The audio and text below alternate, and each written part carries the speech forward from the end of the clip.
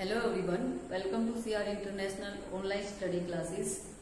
हमारा जो टॉपिक चल रहा है माइक्रो ऑर्गेनिजम्स, उसको हम कंटिन्यू करेंगे। माइक्रो ऑर्गेनिजम्स में हमने types of micro organism study किए हैं, उनके हार्मफुल एक्शन आज पढ़ेंगे। बेनिफिशियल एक्शंस हमने पढ़ लिए हैं कि वो हमारे लिए फायदेमंद कैसे हैं, क्या क्या उनसे हमें प्रॉफिट हो रहा है, किस किस फील्ड में हम उनको यूज कर रहे हैं। तो आज जो हम पढ़ेंगे वो हार्मफुल एक्शंस पढ़ेंगे माइक्रो ऑर्गेनिजम्स के। माइक्रो ऑर्गेनिजम्स दो तरह से नुकसान पहुंचाते हैं हमें। एक तो उनकी वजह से ह्यूमंस में, एनिमल्स में, प्लांट्स के अंदर बहुत सारी बीमारियां होती हैं, और दूसरा जो कोई भी फूड आर्टिकल है हमारा, उसको वो क्या कर देते हैं, खराब कर देते हैं, स्पॉइलेज ऑफ फूड। इस दोनों में कौन रोल प्ले कर रहा है, माइक्रो ऑर्गेनिजम्स प्ले कर रहे हैं। तो पहले पढ़ेंगे हम डिजीज दो तरह की होती हैं, एक तो कम्युनिकेबल और दूसरा नॉन कम्युनिकेबल। नॉन कम्युनिकेबल जो डिजीज होती हैं वो एक पर्सन से दूसरे पर्सन में नहीं फैलती हैं, लाइक कैंसर, पोलियो, ये नॉन कम्युनिकेबल डिजीज है। कम्युनिकेबल डिजीज वो होती हैं जो food, air, water, insect bite या इन्फेक्टेड पर्सन से एक से दूसरे में फैल जाती हैं। वो डिजीज जो होती हैं वो क्या कहलाती हैं, कम्युनिकेबल डिजीज कहलाती हैं। कॉमन कोल्ड, इन्फ्लुएंजा, लेटेस्ट जो चल रहा है कोरोना वायरस, ठीक है। तो ये सब कैसी डिजीज हैं, कम्युनिकेबल डिजीज हैं। प्रिवेंशन कैसे किया जाए, कम्युनिकेबल डिजीज को फैलने से कैसे रोका जाए, उनका बचाव क्या है। तो सबसे पहले जो आदमी बीमार हो रहा है उसको क्या करें, आइसोलेट कर देना चाहिए कंप्लीटली उसको, आइसोलेशन में। जैसे कोरोना से जो लोग ग्रसित हो रहे हैं, जो सफर कर रहे हैं, जिनको कोविड हो गया है, उन लोगों को क्या कर देते हैं, होम आइसोलेशन में, हॉस्पिटल में क्या कर देते हैं, अलग से ही क्वारंटाइन कर देते हैं, बिल्कुल आइसोलेट कर देते हैं। दूसरा, उससे एक प्रॉपर डिस्टेंस, बार बार आपने भी देखा सुना होगा, मोबाइल पे जो गवर्नमेंट ने कॉलर ट्यून लगा रखी है, मास्क यूज करें, प्रॉपर डिस्टेंस यूज करें, बार बार सैनिटाइजर का यूज करें, हाथों को वॉश करें। तो ये सब चीजें, ताकि वो जो बीमारी है वो एक नॉर्मल इंसान को ना हो।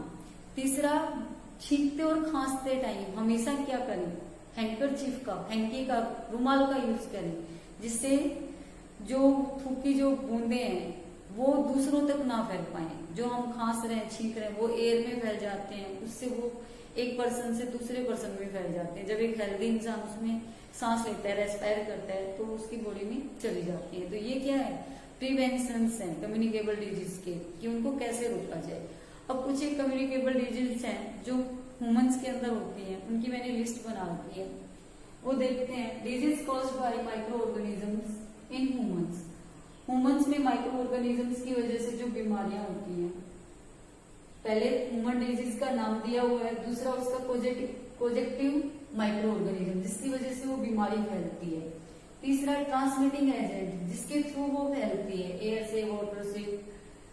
अगला जो है प्रिवेंटिव मेजर्स, कि कैसे उसको रोका जाए। तो सबसे पहले टीबी का जो फुल नेम होगा वो ट्यूबरकुलोसिस होगा, जो कि बैक्टीरियल डिजीज है, यानी कि बैक्टीरिया से फैलती है, एयर के थ्रू फैलती है। दूसरी जो डिजीज है मीसल्स, ये चिकन पॉक्स और पोलियो, ये तीनों जो डिजीज है ये वायरल डिजीज है। मीसल्स एयर से फैलती है, चिकन पॉक्स और पोलियो एयर और वाटर दोनों से फैलता है, यानी हवा के साथ साथ अगर पोल्यूटेड वाटर भी हम पीते हैं तो उससे भी चिकन पॉक्स और पोलियो फैलता है।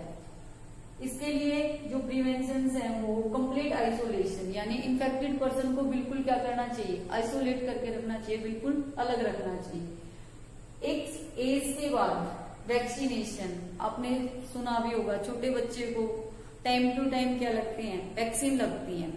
कोई 1 महीने पे, 2.5 महीने पे, 9 महीने पे, इस तरह से वो एक एज तक लगती रहती हैं। तो उससे ये बीमारियां फैलने से रुक जाती हैं। अगली जो डिजीज है कोलेरा और टाइफाइड, दोनों बैक्टीरियल डिजीज हैं।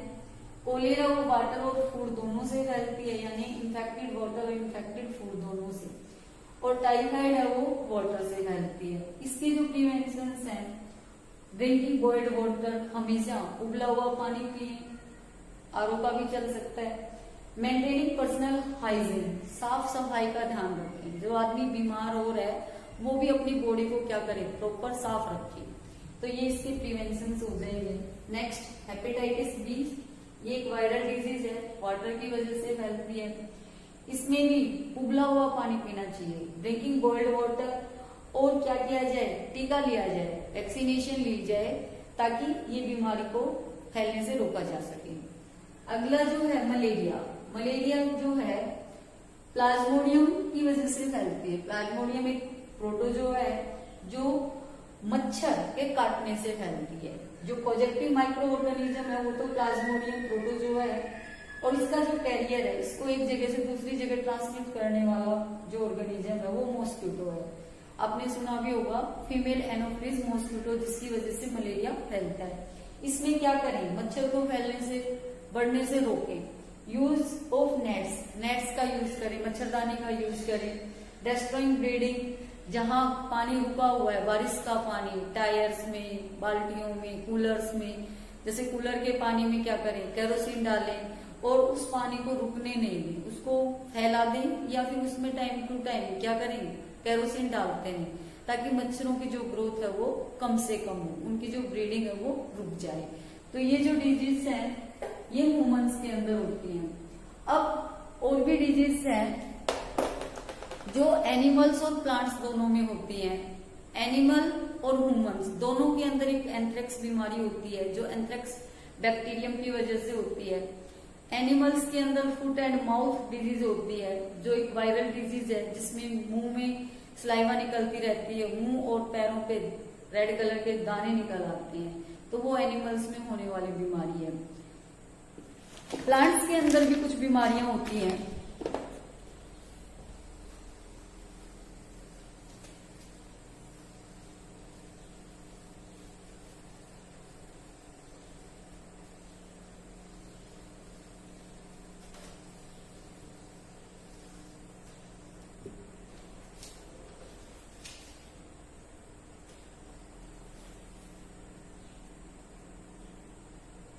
Plant disease,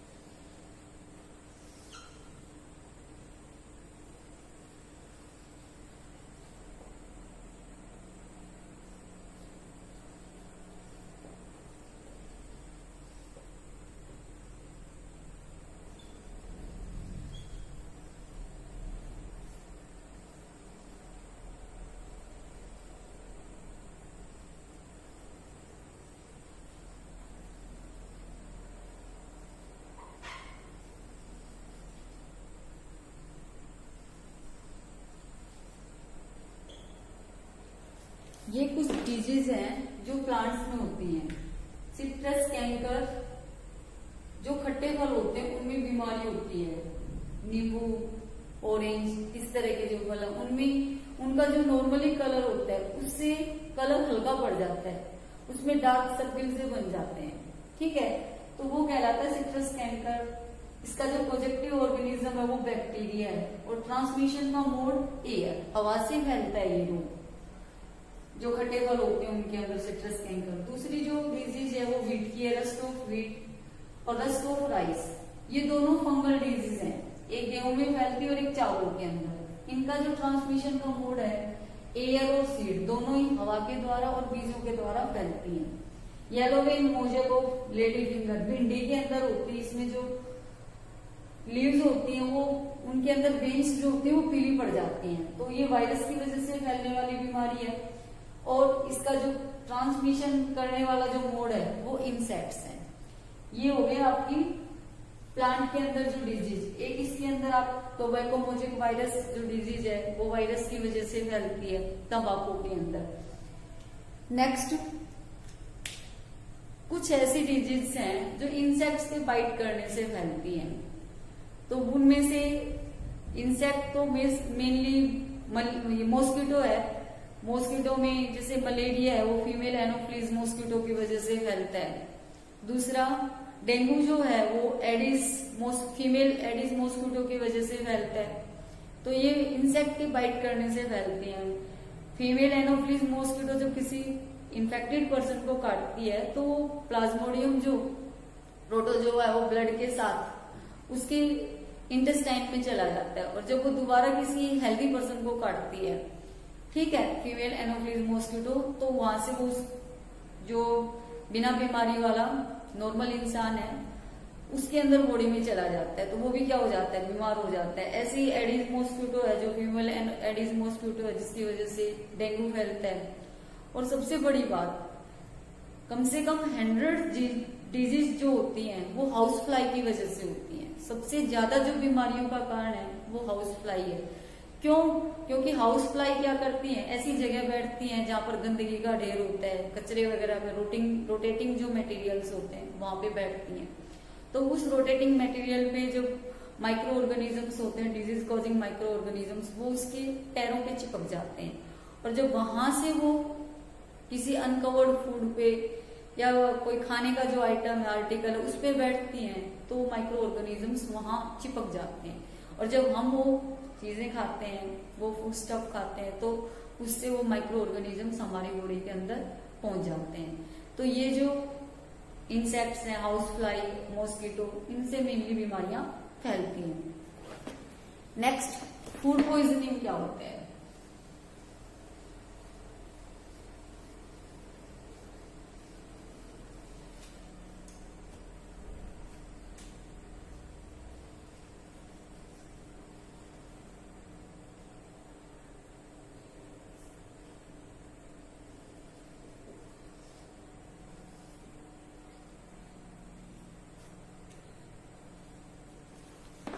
फूड पॉइजनिंग है, इसमें क्या होता है, कुछ बैक्टीरिया जो होते हैं उनकी वजह से फूड पॉइजनिंग होती है। जैसे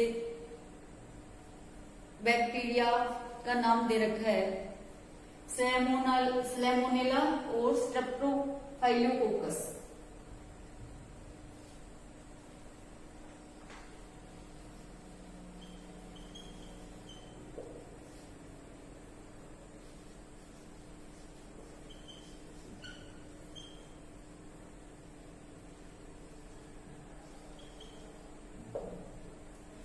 ये दो बैक्टीरिया हैं, सैल्मोनेला और स्टेफाइलोकोकस, जिनकी वजह से फूड पॉइजनिंग होती है। और इन सब से पहले एक मेन जो बैक्टीरियम है, क्लोस्ट्रीडियम बोटुलिनम, इसकी वजह से फैलती है फूड पॉइजनिंग जो फैलती है।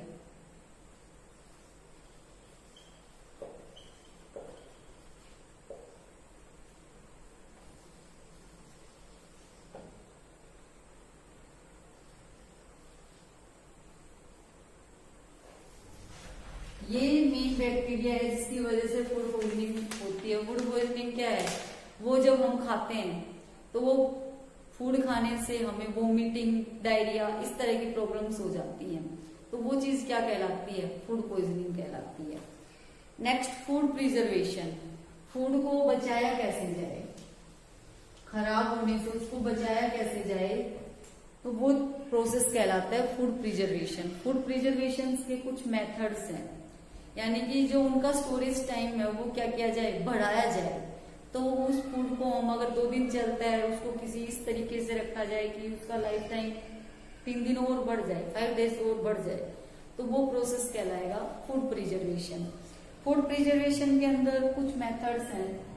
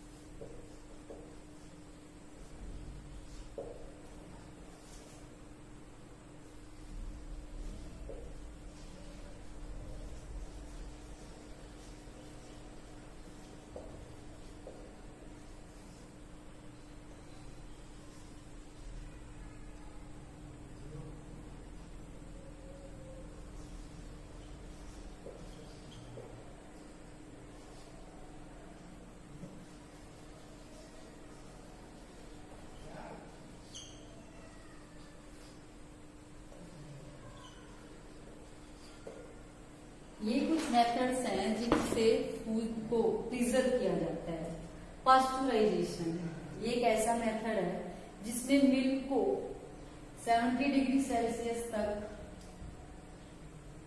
15 से 30 सेकंड तक गर्म किया जाता है, यानी 15 to 30 सेकंड के लिए 70 डिग्री सेल्सियस पे उसको गर्म किया जाता है। तुरंत उसको क्या कर दिया जाता है, ठंडा कर दिया जाता है।